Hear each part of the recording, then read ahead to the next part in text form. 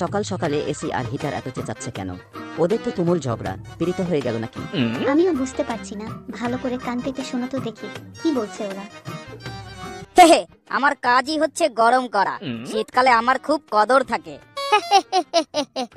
আমারও গরমকালে বেশ কদর, তবে তোমার মতো আমি মানুষকে শুধু গরম করি না, ঠান্ডাও করি।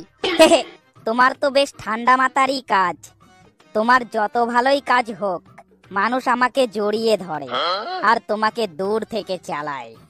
হ্যাঁ ভাই, কিন্তু দেখো, তোমার তো কাজ করতে করতে গরম লাগে, আর আমি সারা জীবন ঠান্ডা মাথায় কাজ করি, আর মানুষ আমাকে গরমে কত আদর করে।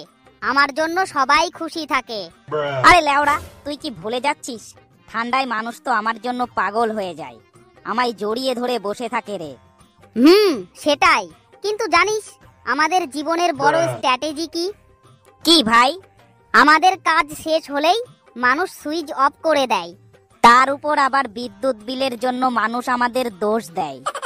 তোমরা তো অন্তত সিজন অনুযায়ী কদর পাও, আর আমি সারা বছর খাটাখাটনি করেও কেউ আমার দিকে তাকায় না। শীতে আমার শরীরে কত ধুলো ও নোংরা জমে, তাও কেউ আমাকে পরিষ্কার করে না।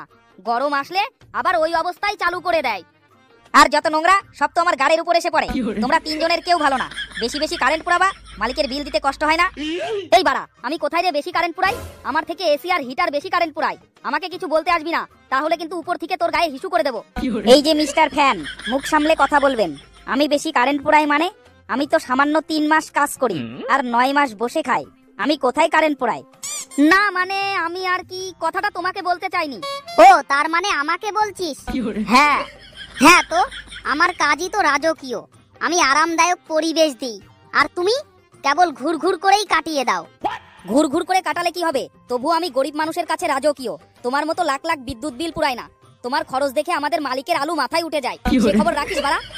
তাহলে তোর মালিককে বল আলু দুটো দড়ি দিয়ে বেঁধে রাখতে, তাহলে আর মাথায় উঠবে না। বিদ্যুৎ বিল দেওয়ার ক্ষমতা নেই, আবার এসি লাগিয়েছে। দেখ, মুখ সামলে কথা বলবি। মালিককে নিয়ে উল্টোপাল্টা কিছু বলবি না, তাহলে কিন্তু মেরে সেগো জাম করে দেবো। মালিককে কিছু বললে তোদের তো গাড়ে জ্বালা বাঁধবেই, কারণ মালিকের নিচে আগুন লাগলে তোদের সামনেই তো এসে লুঙ্গি উঁচু করে দাঁড়ায়। অসভ্য ফ্যান কোথাকার, কাজের বেলায় নেই, আবার বড় বড় কথা। তুই বাড়া কি করিস? 1 ঘন্টা কাজ করার পরে তো মুতে ফেলিস, আবার বেশি বেশি বকছে। মুখ সামলে কথা বলবি। মুতে ফেলি মানে তুই কি বলতে চাচ্ছিস? কেন, তোদেরকে 1 ঘন্টা চালালেই তো ঘরের পিছনে টপ টপ করে মুত পড়ে। আমরা কি কিছু বুঝি না নাকি? আরে শালা, ওটা মুত বা টয়লেট না, ওটা জল বোকা, ওইটা জল। এখনো কোনটা মুত আর কোনটা জল সেটা চেনে না, আবার বড় বড় কথা বলতে আসছে।